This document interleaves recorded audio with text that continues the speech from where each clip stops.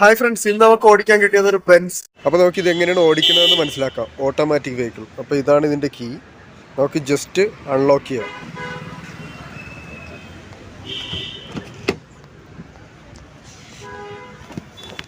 Unlock ചെയ്ത് അകത്ത് ചെല്ലുമ്പോഴത്തേക്ക് ഇങ്ങനെയാണ് അതിൻ്റെ ഒരു മീറ്റർ കൺസോൾ വരുന്നത്. നമുക്കൊരു ബെൻസിൻ്റെ ഒരു പിക്ചറൊക്കെ കാണാം. നമുക്ക് ഈ സൈഡായിട്ട് കണ്ടോ ഡ്രൈവ് മോഡ്സ് കാണിക്കുന്നുണ്ട്. അതായത് 6 reverse, N neutral, D drive. അപ്പം ഏറ്റവും ടോപ്പിലായിട്ട് റിവേഴ്സും, നടുക്ക് ന്യൂട്രലും, D ഡ്രൈവും, പിന്നെ ഈ സൈഡായിട്ട് പാർക്കും. അപ്പോൾ നമുക്ക് അത് കാണിക്കുന്നതിന് മുമ്പായിട്ട് ജസ്റ്റ് ഒന്ന് വണ്ടി നമുക്കൊന്ന് സ്റ്റാർട്ട് ചെയ്യാം. ഈ ഭാഗത്തായിട്ടാണ് എൻജിൻ സ്റ്റാർട്ട് സ്റ്റോപ്പ് ബട്ടൺ കൊടുത്തിരിക്കുന്നത്. ബ്രേക്ക് പ്രസ് ചെയ്ത് കഴിയുമ്പോൾ അപ്പോൾ കാർ സ്റ്റാർട്ടായിട്ടുണ്ട്. പിന്നെ നമ്മൾ ഇങ്ങോട്ട് നോക്കുകയാണെങ്കിൽ ഇതാണ് ഇതിൻ്റെ മ്യൂസിക് സിസ്റ്റം.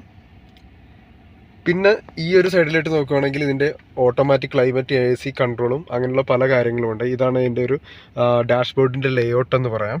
നോക്കിയ വുഡൻ ഫിനിഷൊക്കെയാണ് കൊടുത്തിരിക്കുന്നത്. സീറ്റുകളൊക്കെ നമുക്ക് വെന്റിലേറ്റഡ് സീറ്റൊക്കെയാണ് വരുന്നത്.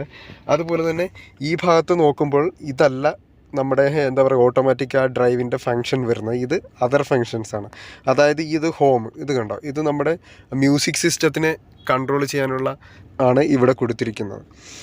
നമുക്കിവിടെ വോളിയം കൂട്ടാനും കുറയ്ക്കാനുമുള്ള ഓപ്ഷൻസും അങ്ങനെയുള്ള കാര്യങ്ങൾ, സ്വിച്ച് ഓഫ് ഒക്കെ കൊടുത്തിട്ടുണ്ട്.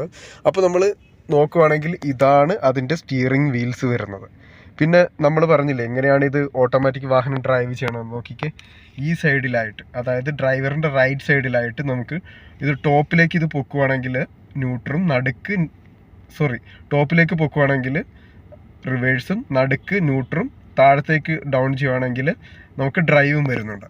പാർക്ക് ചെയ്യാനായിട്ട് കണ്ടോ, ഈ ഒരു ബട്ടണിൽ പ്രസ് ചെയ്ത് കഴിയുമ്പോൾ നമുക്കിവിടെ പാർക്ക് ബ്രേക്ക് ഓൺ ആകുന്നതാണ്. അപ്പോൾ ഇങ്ങനെയാണ്. എന്നിട്ട് ജസ്റ്റ് ഒന്ന് ഡ്രൈവ് ചെയ്ത് പോയാൽ മതി, അത്രേ ഉള്ളൂ കാര്യം. അപ്പോൾ ആരെങ്കിലും ഓടിക്കാൻ വണ്ടി കിട്ടിയാൽ ഈ ഒരു മെത്തേഡിൽ നമുക്കിതിൻ്റെ ഓടിക്കാവുന്നതാണ്.